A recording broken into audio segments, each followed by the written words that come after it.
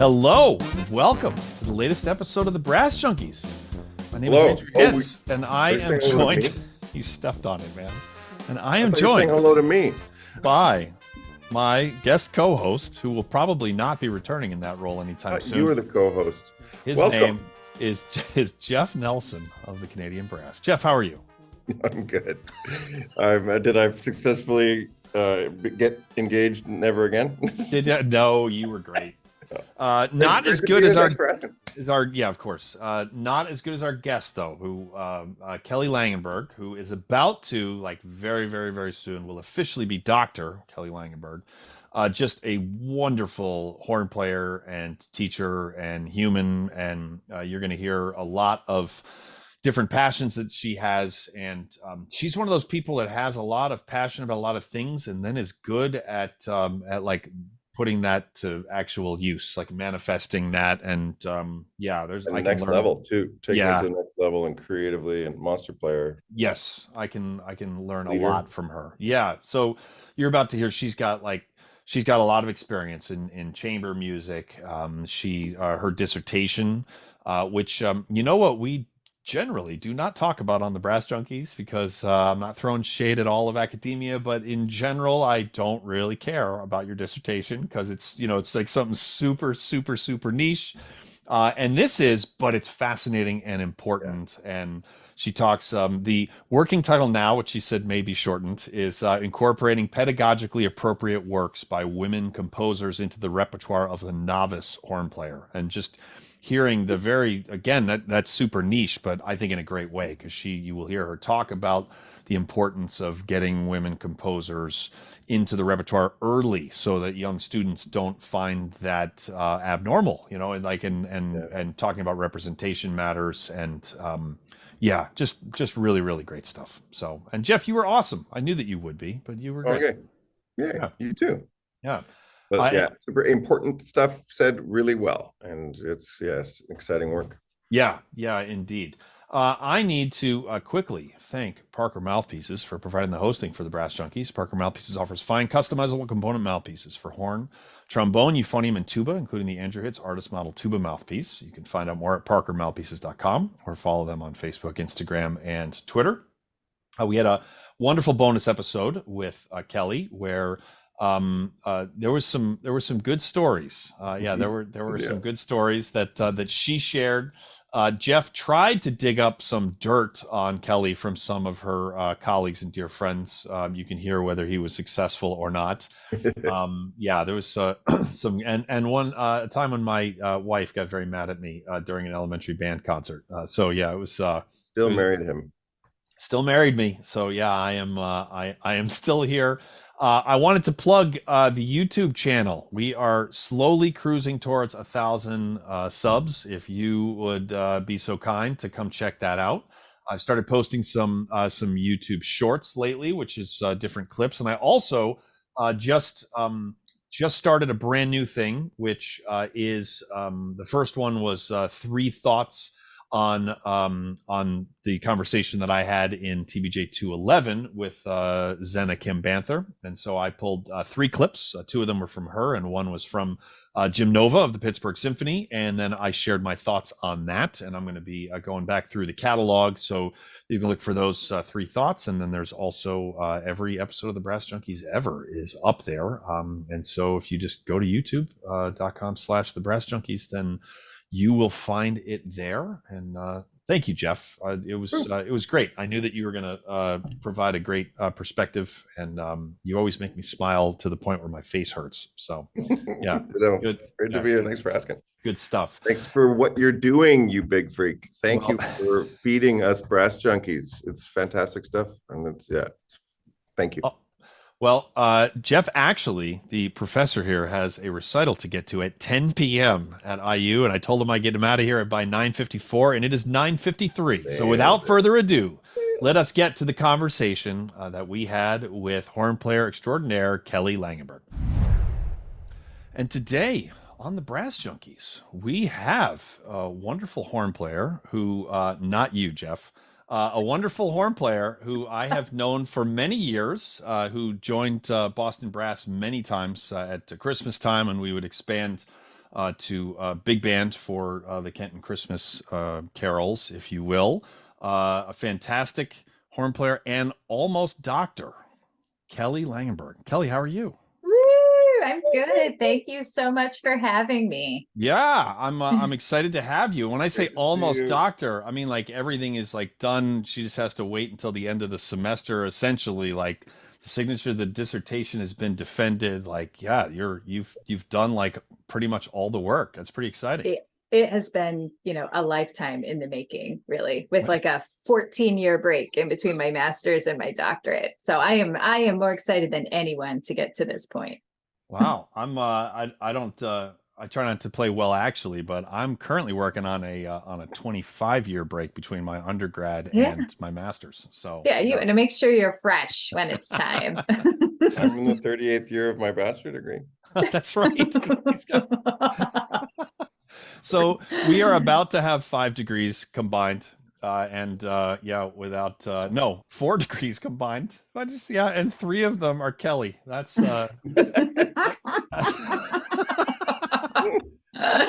that's why I don't have more than 1 degree, because I just added 3 plus 1 plus 0 and got 5. Yeah. Yep. Yeah.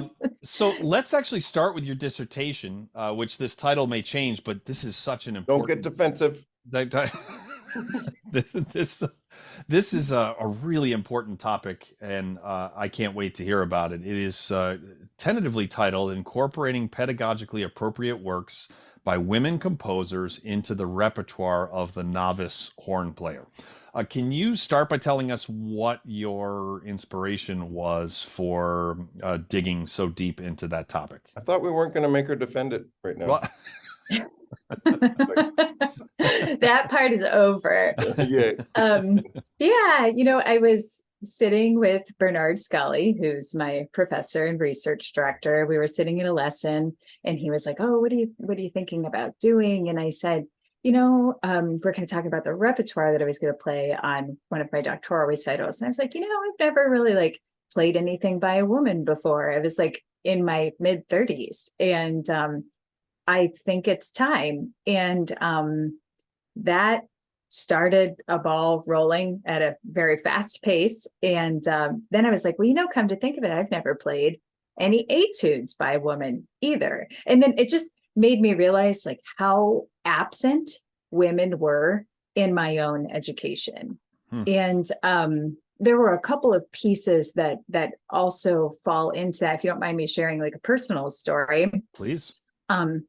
When I so I came from a very, very small town in East Central Ohio is where I grew up. And I went to Baldwin Wallace Conservatory, which is a very small liberal arts undergraduate only school. And I would say that then until the point that I moved to Chicago, I was very sheltered, right? And in some ways, like very protected as well. And right before I left for Chicago to move to the big city, as my grandpa told me, he said, "Oh, Kelly, I don't know why you want to do this. You're just a country girl at heart." And that was actually the last conversation I had with my grandfather, who had a big influence on me being a musician. He was the only other person who played an instrument in my family. And I was like, oh, grandpa just doesn't know me. So he just doesn't know who I am or what I want. So I moved to Chicago. And right in that fall semester, for a lot of women or girls, I was like a young 22-year-old at this time, up until I had had only male teachers. I had studied only male music. I had male orchestra conductors, male band directors. There was just no woman who was in a music leadership position in my life. There never had been. And so when I got to DePaul University, it was exactly the same situation. Just and men who cared very deeply about my growth on the instrument and who really wanted me to succeed, who knew that I still needed to work on fundamentals. I still needed to work on Mozart's and Strauss and Koprash and all of that. And so I'm not going to tell this story to take anything away from them, but I, was just living in Chicago as a country girl and getting used to the big city. And I went to a tanning salon. Okay, don't judge, because this was the early 2000s. And you know, you undress and you lay in the tanning bed, and it feels awesome during the Chicago winter to get those rays, sun rays, fake sun rays in you. In And Canada too. right. And I Sure. open the lid of my tanning salon and I step out and I look up, and there's a man's hand and a camera pointed down directly into my tanning booth. And I couldn't come up with the words I couldn't even say what was going on. And my friend was with me in like the next booth over, and I was like, I, and it was so shocking to me that this event had happened. And so I just, you know, it was the winter, so I grabbed my winter coat and I put it on and I walk out.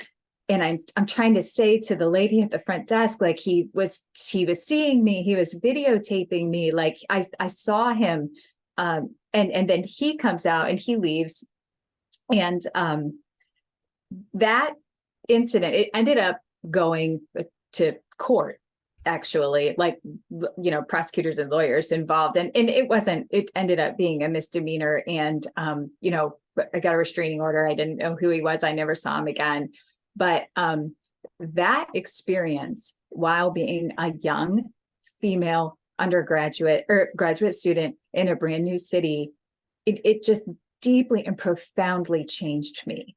And I needed a woman to be able to tell that story to, because I wasn't comfortable at that time telling my instructor about it or telling anyone in the school. Everyone in the leadership at the school was male. And so I suffered in silence because I was embarrassed about what happened to me. I was in counseling for like several months after that. I refused to use public restrooms. I would not try on clothes in stores. Just like I put 2 sets of blinds up on my little apartment. Just I felt like I was always being looked at and always being watched. And I couldn't see really what was going on at the time when I was in college, you know, like what was really happening. But as I've been more gained some maturity and grown up a little bit more, and I can reflect on it, I see that was maybe a missed opportunity. I wasn't mature enough to be able to talk to someone about it, but I also didn't feel like there was anyone that I could talk to about it.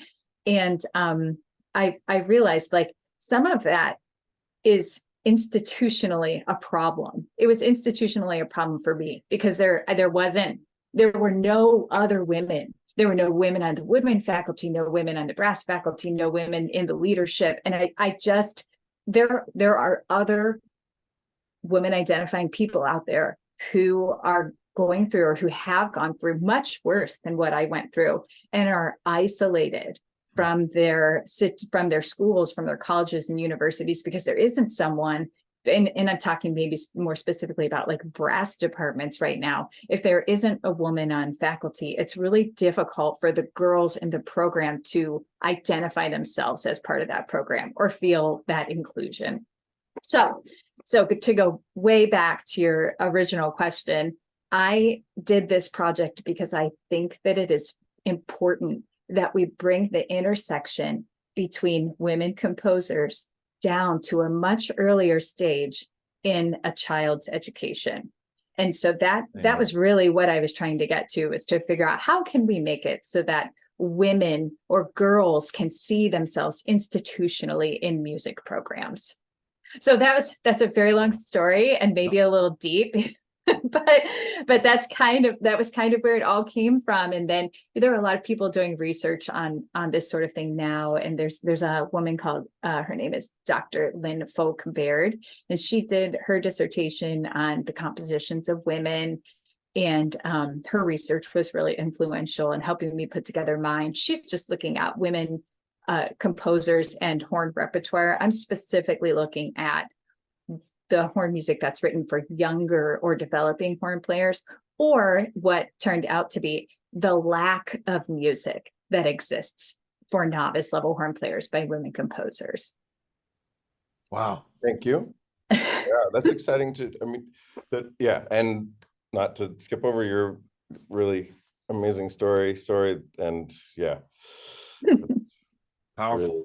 Really not something that should ever happen, and that I think we're working toward it, and think what you've done here is going to especially this early for young girls to have that repertoire, to see it when they're young, that's fantastic. Just some exposure at some point, aside from, your mid-30s when you're in your doctoral program. I think we're making great strides in it at the university level.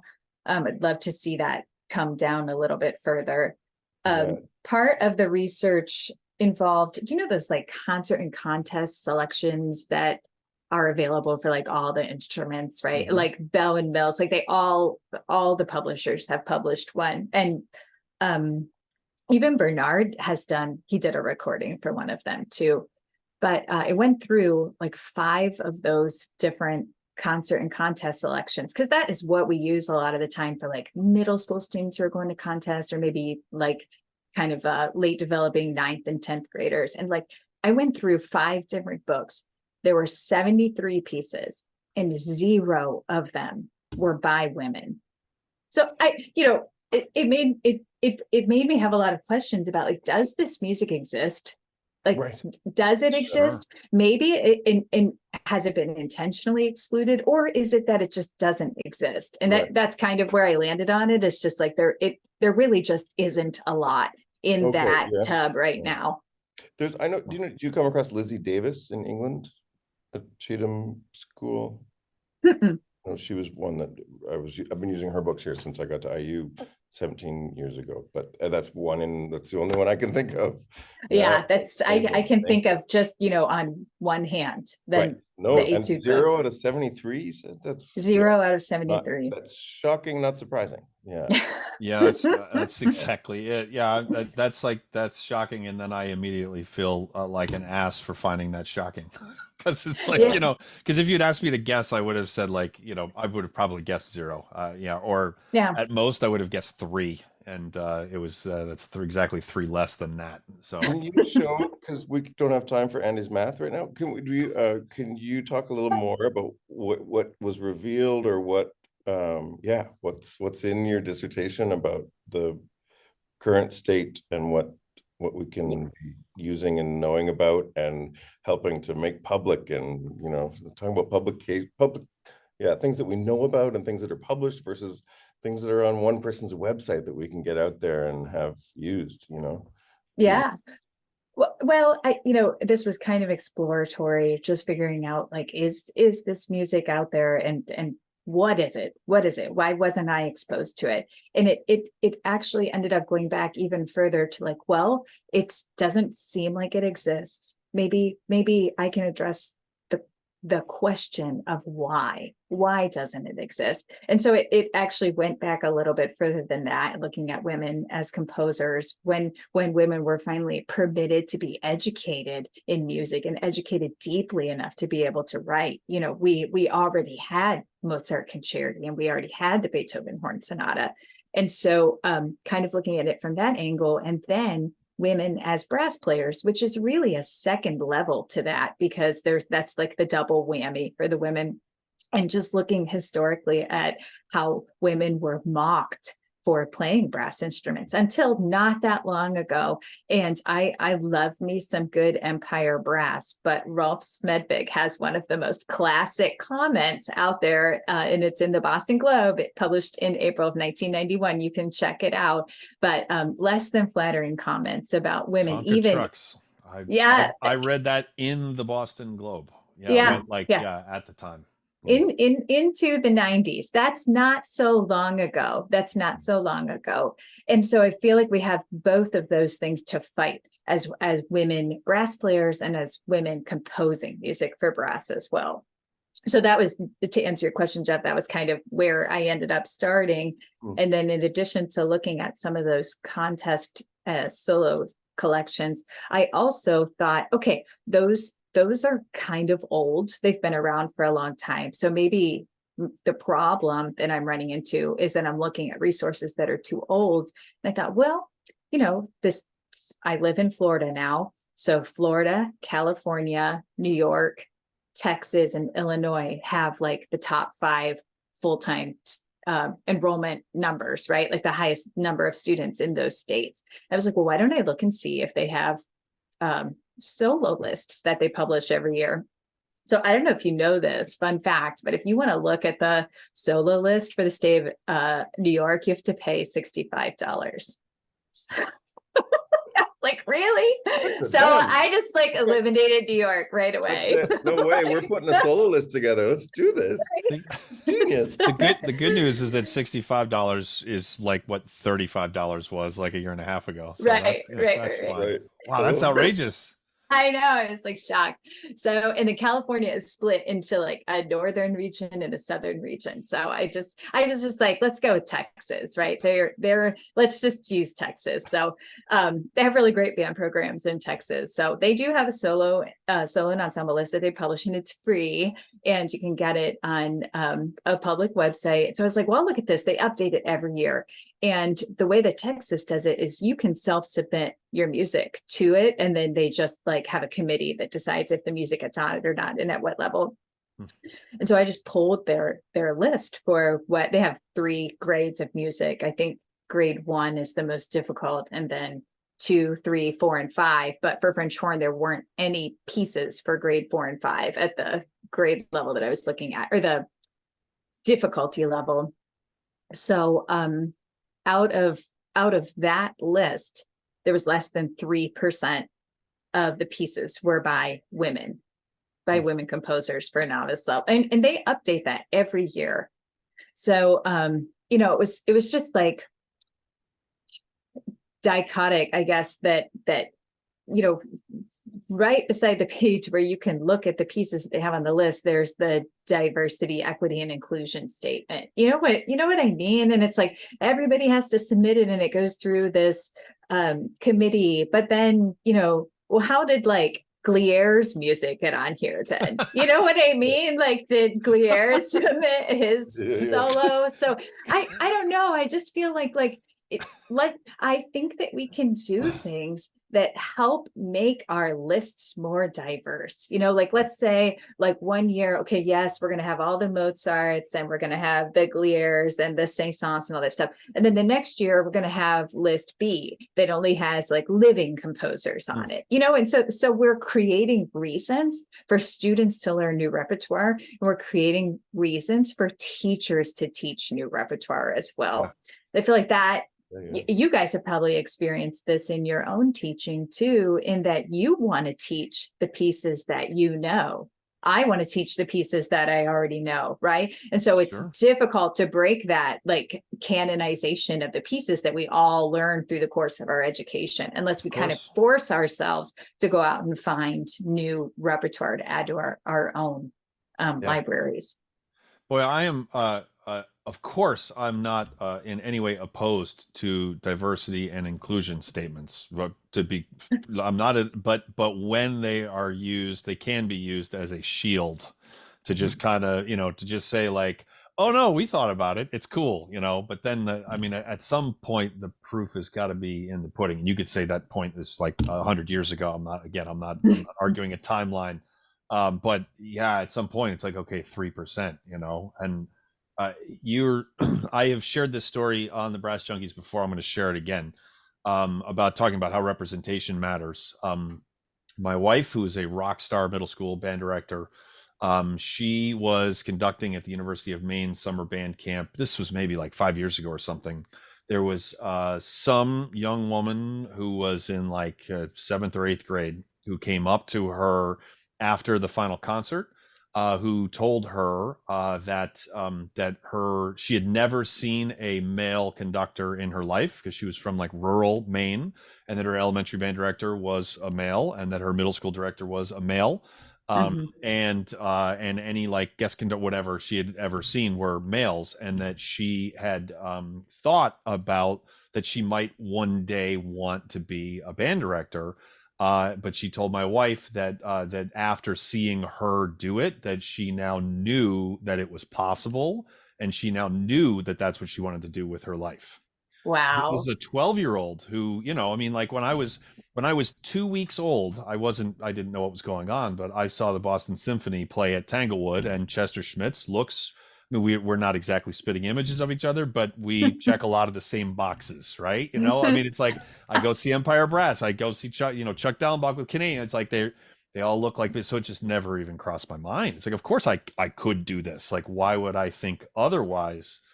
And yet, like having somebody like my wife, having somebody like you, like it's just not just telling people that they can do it, but like showing them. That's why it's so important that people like you are out there and doing your thing. That's not a question, so that's really bad interviewing, but yeah, it's just representation is so important. It's so important. Our Alloy horn quartet, the horn quartet that I play in, just last weekend, we were down at University of Central Florida. We had a regional horn workshop down there, and we were the featured artists, and we got to work with the student horn quartets that were competing in the competition. And, our Alloy is all women, and we were working with an all male undergraduate quartet. And this young lady came up to us afterward, and she just said, I just thought it was so amazing to see. I mean, it was like an opposite shift in some ways of what you might expect, where the four girls were kind of coaching the four boys. And she said, I was just like, it was so unusual to me, and it just like really left an impression. And I really appreciated this experience. And I thought to myself, like, why isn't this normal? Like what happened here on this stage right now. And I got to give it to Dr. Ben Leeser. He did like such a great job of really bringing in a nice diverse group of people to perform last weekend. And it was, I think he did like a super great job with it.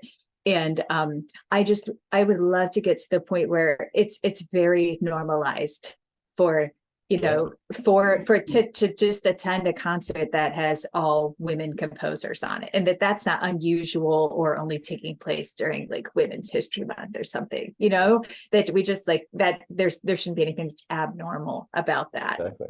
Yeah. It's so beautifully empowering that for women who are coaching for men, and for us to have to say that though is so it's sad in so many ways, and yet let's do this. Let's get it so that we don't have to say it again. Like, so that's normal, right? So I want to talk more you. about the Alloy Horn Quartet, but before we do, I specialize in awkward segues, so I'm going to tell you about the Mary Papert School of Music at Duquesne University. See, when Lance was still co-hosting, we used to like aggressively go for the most awkward segues possible. Not from like actual. I could do one. Do you want me to do one? Do you want me to do one? No. I do, Jeff. Yeah. I was born at a very early age, but on the pig farm, there. Wait, hold on. The ones you love the most. Kelly's not in charge here. She doesn't get to give you the green light for that. Like, she's amazing. Yeah, people are probably like, we want to hear her talk more. You talk less hits, but she's not in charge. Yeah, stop. Okay. Less is more, Jeff. Less is more. So, yeah. My wife tells me that. So let me try this again. I would like to thank the lovely people and Jim Nova at the Mary Papert School of Music at Duquesne University for supporting the Brass Junkies. They are a fantastic school of music with an awesome brass faculty. And Jim, actually, he has he put on a laundered shirt. He shaved. He even, he looked very presentable. He made a video just for Brass Junkies listeners to just talking about Duquesne. It's very articulate. I think it took a lot of takes, but it's worth your time. You can find the link in the show notes. But Jim's awesome, as is their faculty. So please go check that out if you are looking to get. Well, I think they have all the degrees. They've got the all 8 that Kelly has gotten at this point. She could have gotten all 8 of them at Duquesne. So thank you very much to the Mary Papert School of Music at Duquesne University. All right. So before the Alloy Horn Quartet, don't give Jeff the green light anymore for him going full Nelson on us. Like, we were like, half Nelson is like okay, but full Nelson is no good. It's no good. We don't need. We do not. Good. We do not need full Nelson. So thank you, Kelly. So when did I can hear you when you whisper, right? Like, it's not like my son is still he's 8, but when he whispers, like, he gets sort of close and he like whispers really loudly, which, like, I gotta think that we're just about at the age where that's gonna stop, but it's like Yeah. it's kind of awesome right now. Yeah. Yeah. All right, so the Alloy Horn Quartet. When when did you join this group? Or yeah, tell us about the origins. Well, we were all based in Chicago at the time, and how these chamber groups happen is, like, generally the first 4 people that you start with are the 4 people that that end up going for it for the long run. So there were a couple personnel moves until we finally got to the right place. So the Alloy Horn Quartet is Anna Jacobson, myself, Dana Sherman, and a former Jeff Nelsen student, Liz Deidemeyer. Woo! So, and we've been performing with that personnel and with the name Alloy since 2016. Okay. So, yeah, we've had some really, really great success. That the chamber group is working well when first of all, when it's easy. And I mean, there are certainly things that are challenging and difficult, but it's also easy. And that the sum of the group, what you do when you get together, is stronger than the sum of the parts. That's It's great. like, I don't understand how that math works. It's like Andy Hitz math, but it's like we put 4 of us together and we get like 7. So it's Hey, I went to Northwestern University. Thank you very much. I Like, know, oh, really? I know. What did you major in? Like, Yeah. like mechanical engineering? No, tuba. Like, oh, that's yeah. that. So you're like, the offensive lineman of music. Like, yeah, now it makes sense. Yeah, there you go. Oh yeah. So anyway, the Alloy Horn Quartet has not done a CD. We've not done like any recording. It just seems like every time we get kind of close to talking about it, like somebody gets pregnant. So I swear that's like really what's been the holdup. And you're gonna have that when you have 4 women that are basically going through the 30s of life. So once we get past, I think literally Dana might still be in the hospital. She just had Oh, wow. if you I don't want to spoil the surprise, so just check it out. If Yeah. you know her, send her a text, find out what's going on. Oh, But wow. yes. The group is fantastic. I was listening a few months ago to, there's a Doug Hill thing you're doing. Is that? Yes. Yeah. Anyway. Yeah. But thanks, Really Jeff. repetitive, but well, then Yeah. I saw you. Anyway, yeah. We are working, it has always been a dream of ours to be able to do a horn quartet concert of music by all women composers. I know that feels like that's my really big thing. Today, I love playing music by not women composers too. Okay. I just yesterday I played Petrushka and Rachmaninoff, and it was awesome and I loved it.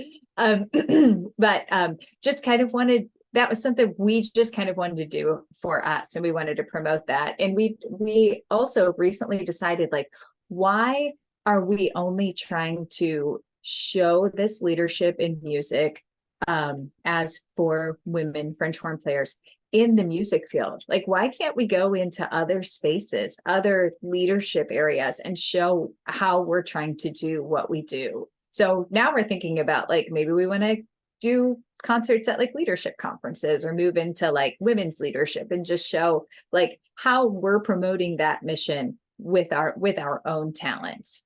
Fantastic. So yeah, that's something we're kind of working on. It's something we're kind of working on right now. We'll talk more about that. Wow.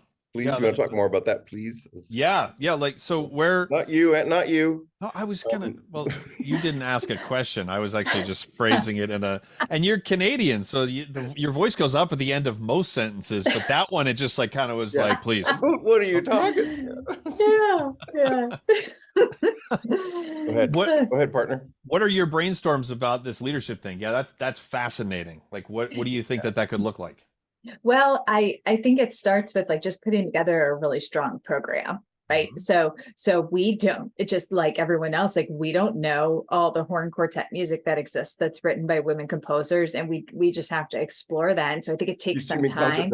Concert program, yeah.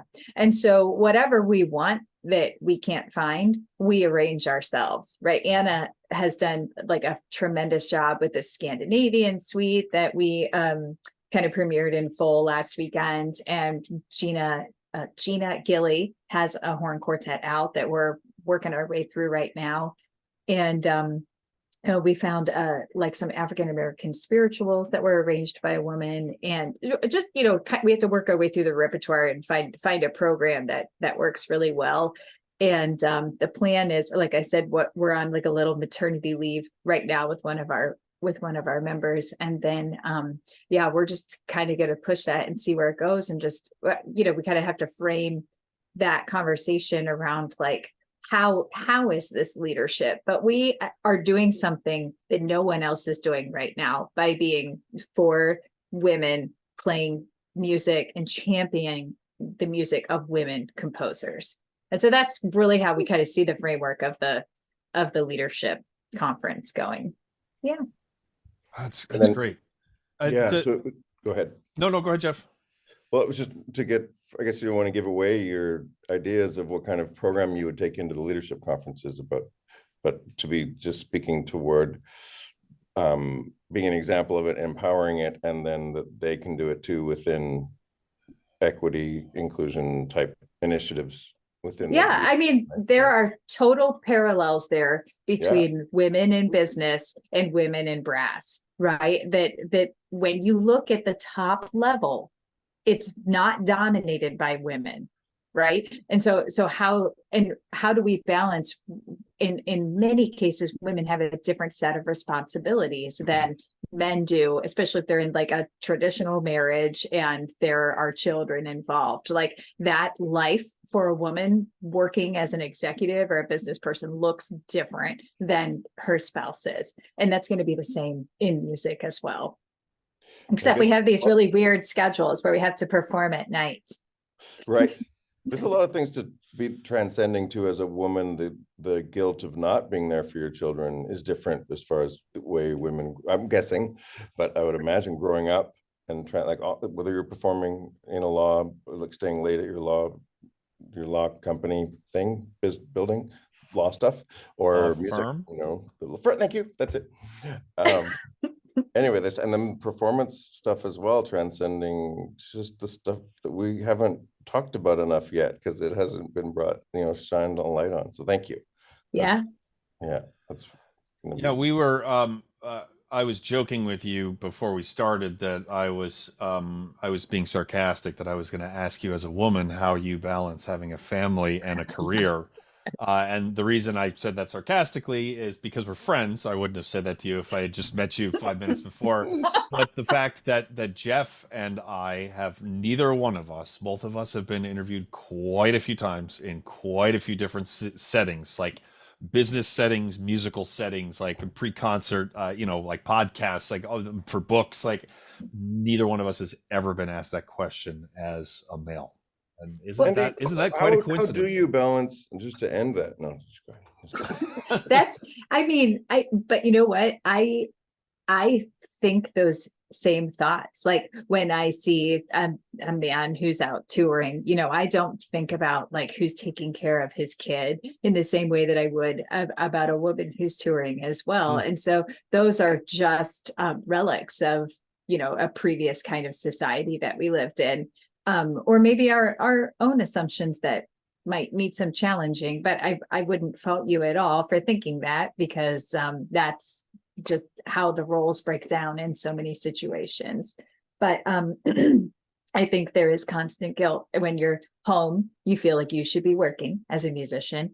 And when you're working, you feel like you should be home with your kids. And so I just think there are 18 tremendous years of guilt. I'm only in year 11. So I'll find out when my twins move away to college. I'll let you know if it changes or not. But what 9 years ago, when the Boston Symphony announced their schedule for Tanglewood, my father texted me, and I don't remember which Mahler symphony it was. Maybe it was like Mahler 3 that the BSO was doing, and he's a big Mahler fan. And he wanted to get tickets at Tanglewood in the shed, so he wanted to buy reserved seats.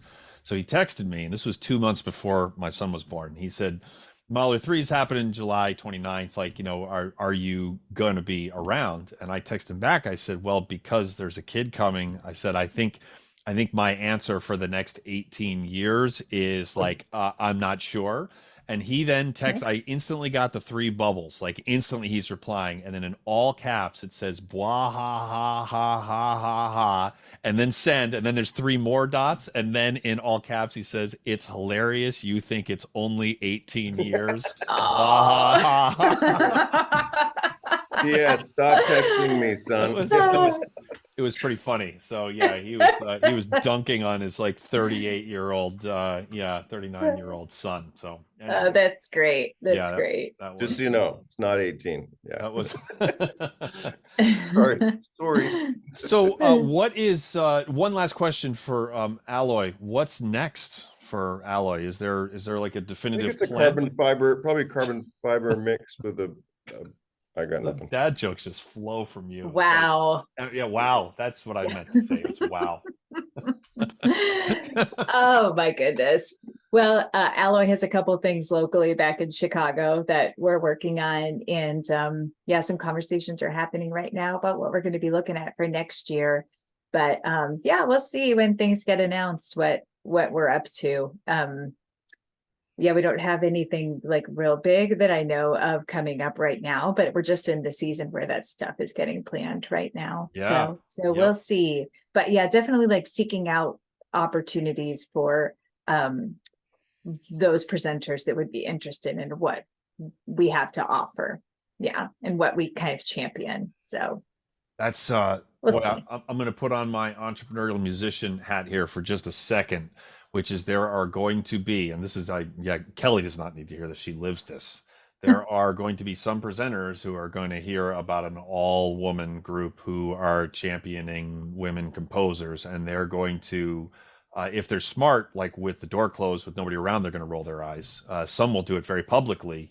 But you cannot water down what you do to try and please those people, because even if you don't have, an issue like that, even if it's just like, well, we play Baroque music and somebody doesn't like Baroque, you cannot, if you try to please everyone, you will please absolutely no one. And you know what you need to have like a successful tour is like four presenters who are way into what you do, and you could have 40 who either aren't into it or don't have any space or don't get back, whatever. It's like all you need is four, like that's it. Or all you need six, or all you need seven. You don't need 700, and you just got to double and triple down on what you do. And like you said, you're doing work that other people, that no one else in the world is doing, and that's the key to standing out and to like making an impact on the world. And income always follows impact. So all right, we're back to the Brass Junkies. That was the Thank TBM you. moment. Well, it's true though. It's true. And Like then it's comes- awesome that you've and got a then comes lane the and you're other- in it. It's great. It's great. But then comes the next 10, 20, 30, 50, 100 groups that are doing what you're doing also.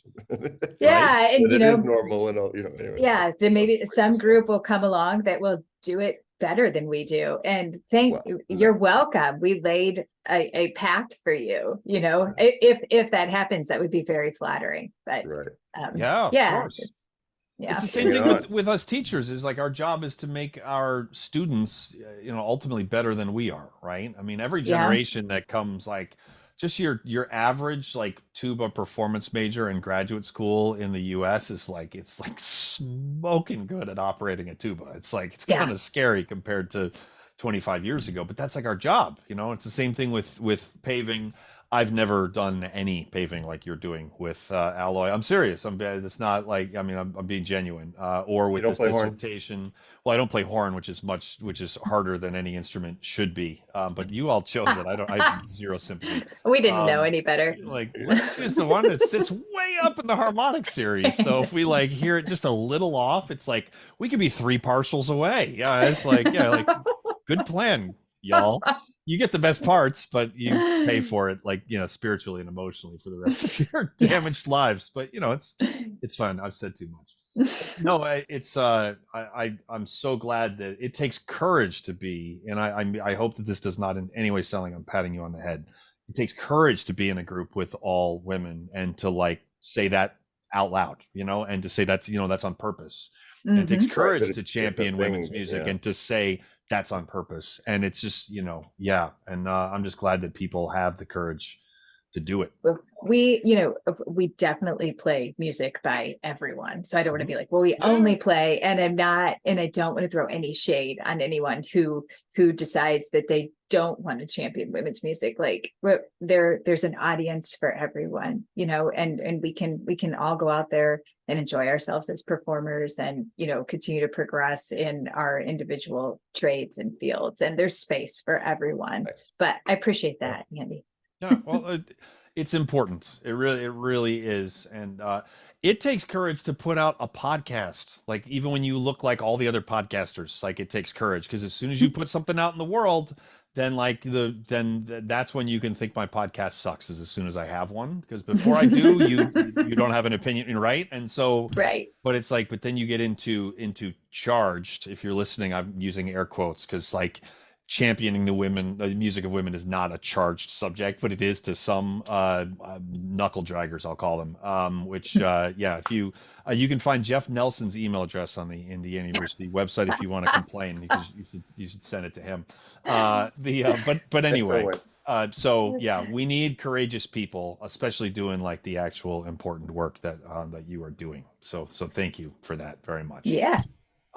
Alliance Brass. You're rather close with some of the members of Alliance Brass.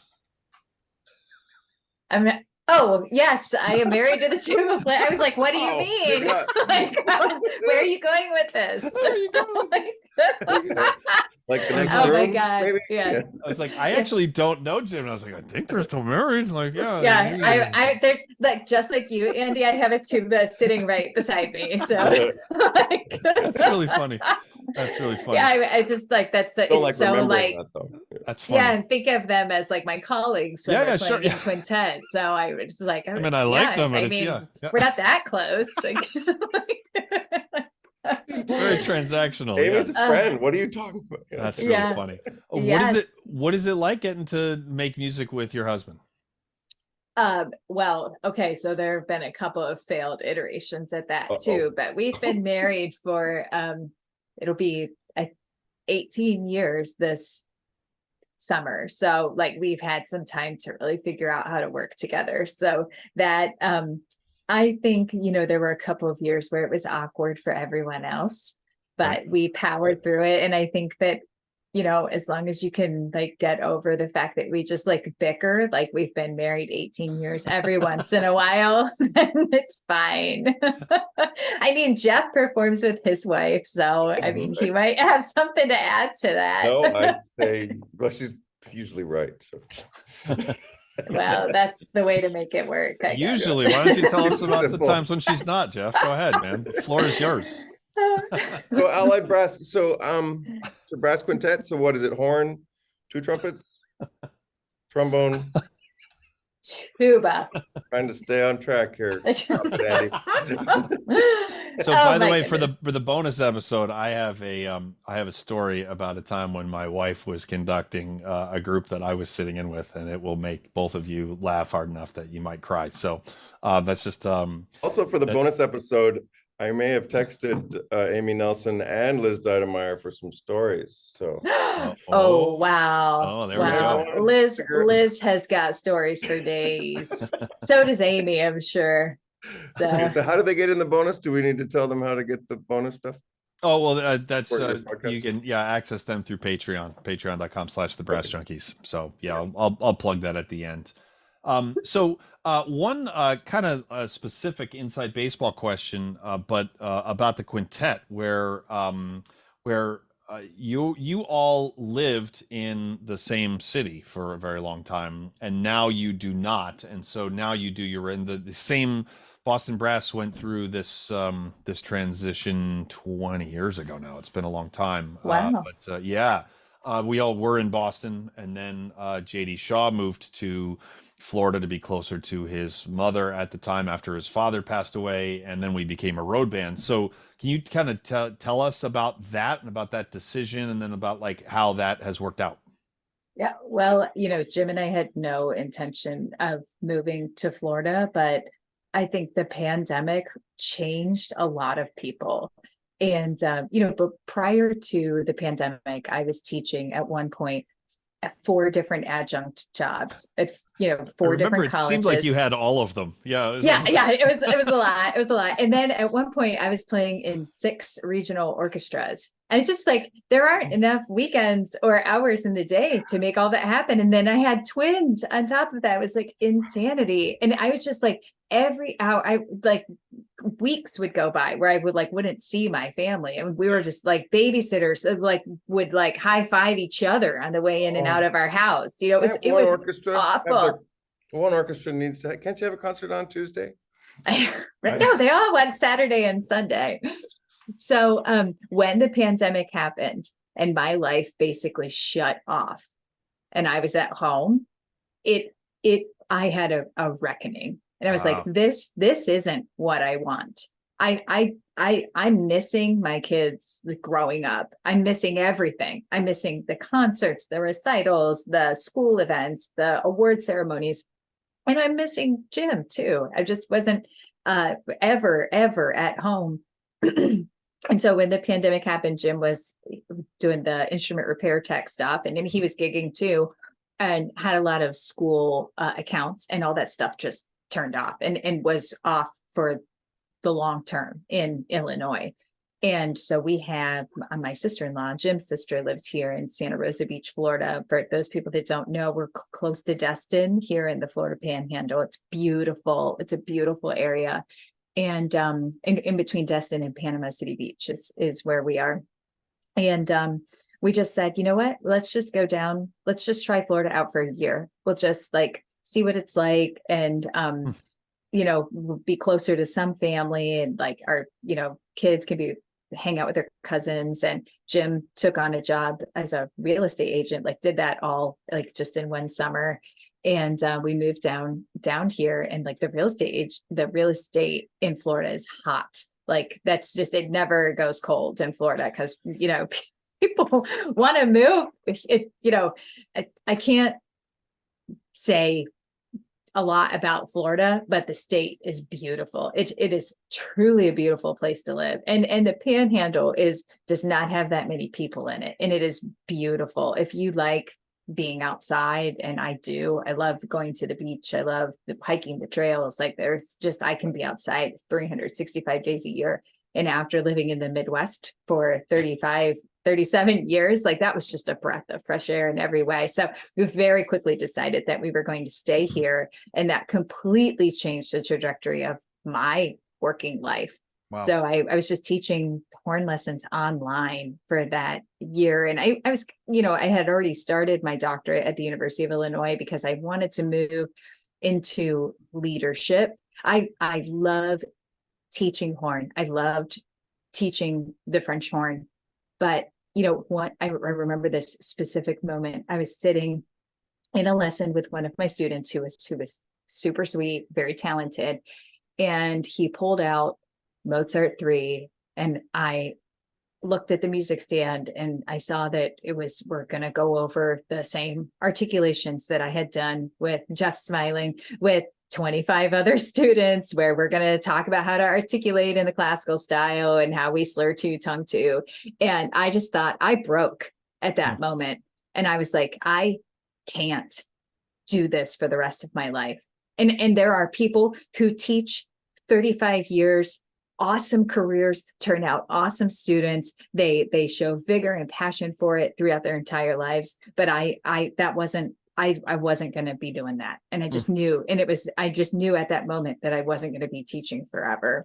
So I started working on a certificate in nonprofit management, which I got in 2018. And then I started my doctorate in 2019 with a cognate area of higher ed administration, because I really knew like I could have some big impact in leadership. And so that was kind of where I was thinking, kind of what my thinking was for going back to school. And I actually toyed with like getting an MBA or working in the doctorate, but it turned out that the MBA was going to be $37,000 a year and the doctorate was going to be free. So the decision was kind of made for me. Even I can do that, Matt. Right? That was very simple math. So yeah, so we moved to Florida, continued teaching online for a year, and then I started looking for work in the nonprofit sector. because that's what's available where I am right now. And so, yeah, I've moved into a full-time position as an executive director of a well-established nonprofit organization here in Bay County, Florida, called the Bay Education Foundation. And it's just been an awesome combination of all of the skills that I developed as a freelancer and as a teacher, and sitting on committees and deadlines and working collaboratively on, brass quintet gigs or whatever. Just so many of the marketing that I had to learn, the website management, just pulling it all together and being able to put it in this very tidy package now. So that's been a really great experience for me. And then, it's not as urban, and it's a little more sparse here in the Panhandle of Florida. So that I've really been able to slow down on the gigging and just kind of take the things that I want here and there, while I just focus on my main gig right now, and just work on, whether you're playing the French horn or whether you're working in any sort of new position, you always have to be a student of your work. You're always a student of the tuba, you're always a student of the French horn, and if you don't take that attitude, you're not going to continue to sharpen your skills. That's so good. I can't even remember the question that you asked me, though, Andy. I'm really sorry. No one can, Kelly. Yeah, that's Oh, how's it like working with your husband? yes, that's what it was. That's what it was. Notice she changed that subject fast. She was like, that reminds me of this complete shift I did professionally. Yeah, it's like, oh, it's that bad, huh? He's great. I love him. Yes. I can only imagine how amazing it would be to be married to a tuba player. So, yes, one could only dream. You are the second guest in a row. Dr. Zena Kim Banther was TBJ212, and she is also married to a tuba player. So yeah, I guess March is married to a tuba player month apparently here. Something about those slobbery kisses. Yeah, I'm gonna have to edit that out.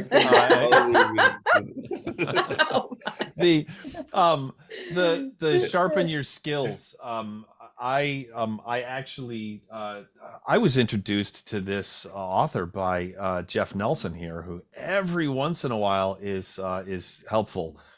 He told me when he was on the Brass Junkies the last time about Brendan Burchard, which I remember you mentioned, and then Lance was like, there's a weekly, and I do it on Sundays. I'm going to do it after we hang up, where I assess like 10 different areas of my life, and one of them is learning. It's like and so it's like to keep on constantly learning about whatever it is, because otherwise the miserable orchestral musicians that I know that have amazing gigs, pretty much all of them have stopped like actively learning.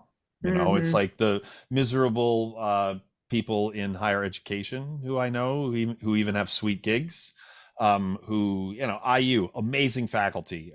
There are some, and I don't personally know anybody who's miserable there, but I would bet my house that there are a handful of people who are really well paid there, who are good at their jobs, who are miserable because they're not sharpening their skills, right? And so it's like, it's like, so that's a great message that you just shared.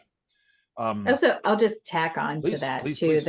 that always being open and willing to receive feedback, sometimes critical feedback, even if it doesn't feel good and you don't like it, it can help you grow. Now's not the time for that. No.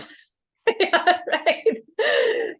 And I think that's difficult for other people who aren't kind of used to that attitude. They maybe don't want to do that, but it's like, look, I'm never gonna like be a better boss to you. Not that none of my employees would say that. They absolutely love me to death, 100%. No, it's all nothing wrong with what I'm doing at all.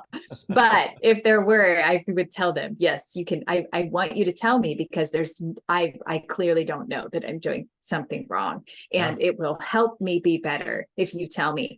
And I think just being humble in your approach to your instrument or to your work is also very important. Yes. There's another podcast there isn't any other podcast I listen to other than Brass. What is it? Brass Doritos? What's it called? But Smartless, Kelly, have you ever listened to this? I just told Andy about it today. Smart List, it's called. It's Jason Bateman, Will Arnett, and Sean Hayes, these three actors. And Oh, fun. yeah, it really is. Personalities come through. But they were talking today on the one I was listening to today about also being vulnerable, and how the people, those three hosts can't end up being funny if there's nothing funny about bulletproof people, and there's nothing you can't connect or anything unless you're vulnerable. And then that's, I think, the embracing of growth and what you're talking about with not being bulletproof, and otherwise I think that's where the unhappiness comes, is if you every day in your own mind think you're nailing everything you're doing, like that's exhausting. If you think you couldn't get better, I gotta just be amazing again today. Yeah. Maybe people will pick up on it, maybe not. It's really tiring, but I'm gonna be the best again today. Oh, am I miserable? The way I heard it brilliantly explained, like the concept of remaining teachable, as opposed to what I just said. Yeah, go ahead. Is the this is just a little bit more to the point, which is funny when I'm possibly representing the brevity in the situation. That's a bad sign for the other person. You haven't done it yet. I know, that's why I said possibly. Is not being a sponge that's completely full, right? Is like that if you're, it's like where if everything about how Mozart 3 is supposed to go, then someone like Kelly with a hell of a lot of experience teaching, performing, all of it gives you a suggestion. You might not even do it in judgment, but you're just like, yeah, I'm good because my version is great. It's like, but again, that's just selfishly, that's exhausting. That's an exhausting place. What about good enough is the enemy of great? Whatever. I'm good enough. What are you saying? What? My good enough is great. Never mind. Yeah. Anyway. All right. Last question. Love learning. Is that no pressure, right? Not you, Andy. The practicing. I know that you're clearly very thoughtful on a lot of fronts, and all of us, Jeff included, could use some advice from time to time. Mr. Fearless, I know I'd love to give Jeff some advice about horn playing. Please. That's why, Kelly, this isn't even a real episode. This is an airing. Yeah. I just brought you here to give you Jeff some advice. What do you do? I'm going to correctly assume that sometimes you're not feeling very motivated on the horn, because everyone goes through that from maybe sometimes long stretches, sometimes just for the day. What do you do when you need to practice or maybe want to practice or feel like you should practice and you're not feeling motivated? Well, let's be honest, that happens a lot. And it happens to people at all levels, right? Sure does. I know that that's going to happen if I delay my practice session into the day, right? I need to get it done as early as possible.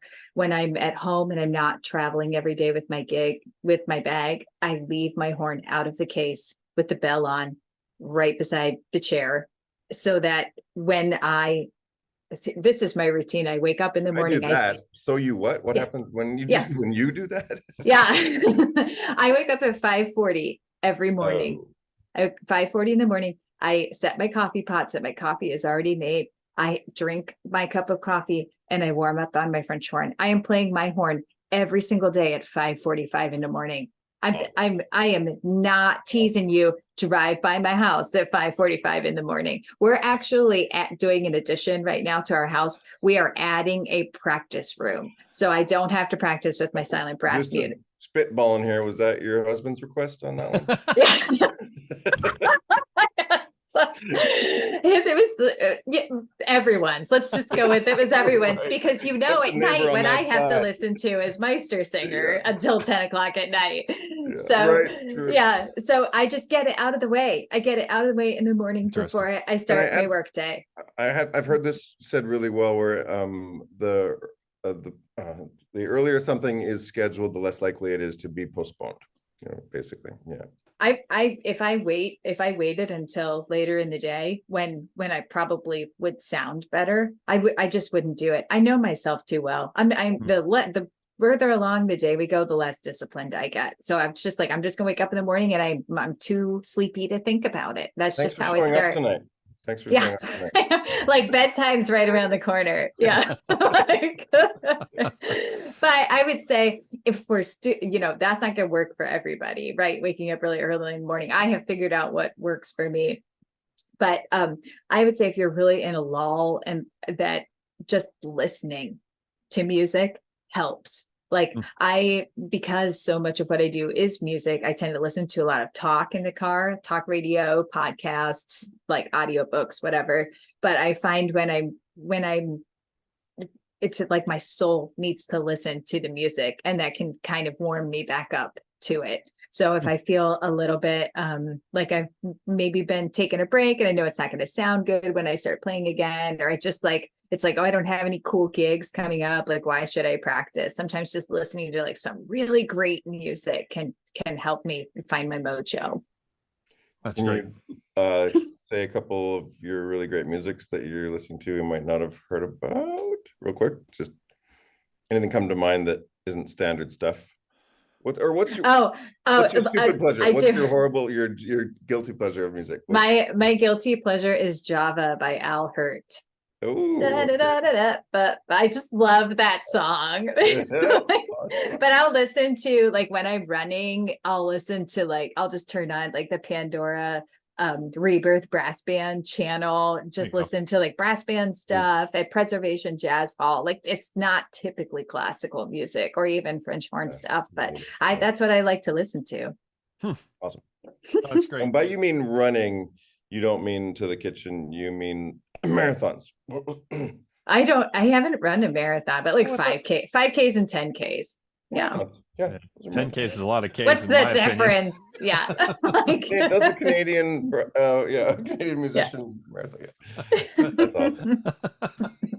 That's awesome. It doesn't, you don't have to practice at 5:45, but that's actual advice, because if you try practicing early in your day, whenever that is, then I tend to be a lot better late at night than I am early in the morning. But yeah, the early in your day, I think, is important. Joe Alessi once in a masterclass, he said, this was people talking about auditions particularly, but he said, if your first notes of the day aren't until 1 o'clock, then you're probably not going to win too many auditions. Was the line, which, and again, he was specifically asked about auditions, so he wasn't holding that up as like the only goal of practicing by any means. But I thought that was pretty good. Did you actually just say to our guest that's actual advice? Did you? That actionable. Yeah. Yes. Yeah. No. I mean, you say that to me a lot, but I didn't know you.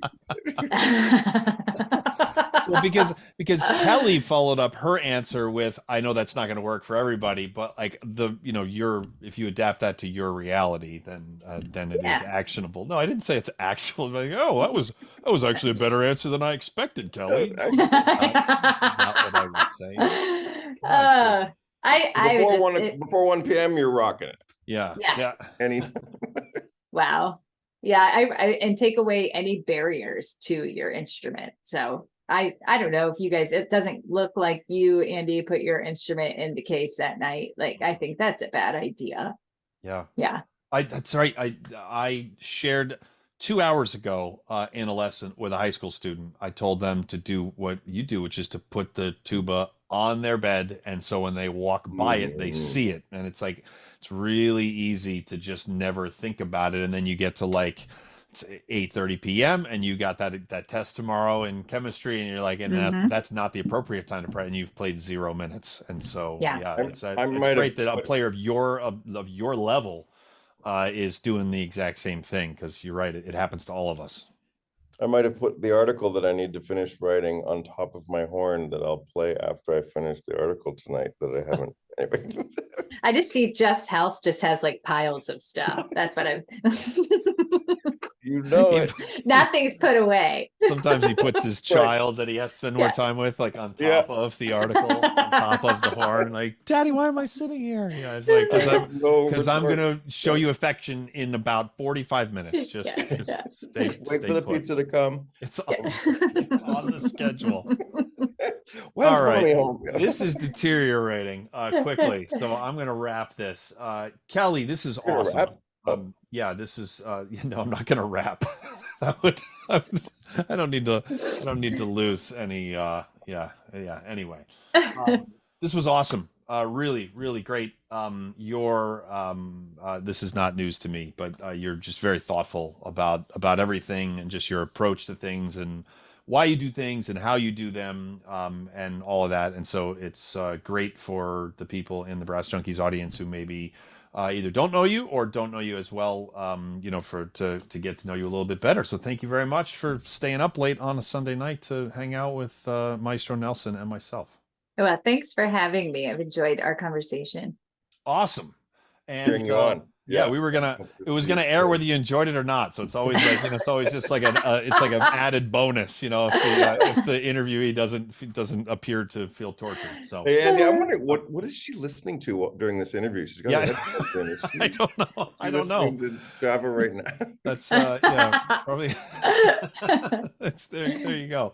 She did seem to smile at some times it didn't make sense. It was probably an extra good Al Hurt solo or something. Yeah, that's right. Doing math. Yeah. Came jumping in. All right, so Kelly is going to stick around for the bonus episode here, which is available to all Patreon patrons. If you go to patreon.com/thebrassjunkies, then you can learn how to make more conversations with people like Kelly Langenberg possible. There's a lot of ongoing expenses, and so I am indebted to everybody who has helped with all of that. And I've got a funny I have a funny story actually about Rolf, but it's from last week. It's a conversation I had with someone about Rolf, which I think is going to make both of you smile. So and also the story about my wife and conducting. That's going to make both of you laugh for sure. And we're going to also ask Kelly some for some stories, and Jeff's got some stories about Kelly, which Wow. it's going to get real. So anyway, patreon.com/thebrassjunkies. Kelly, thank you very much. Jeff, you were fine. And that is going to do it for another episode of the Brass Junkies. You're amazing, Kelly.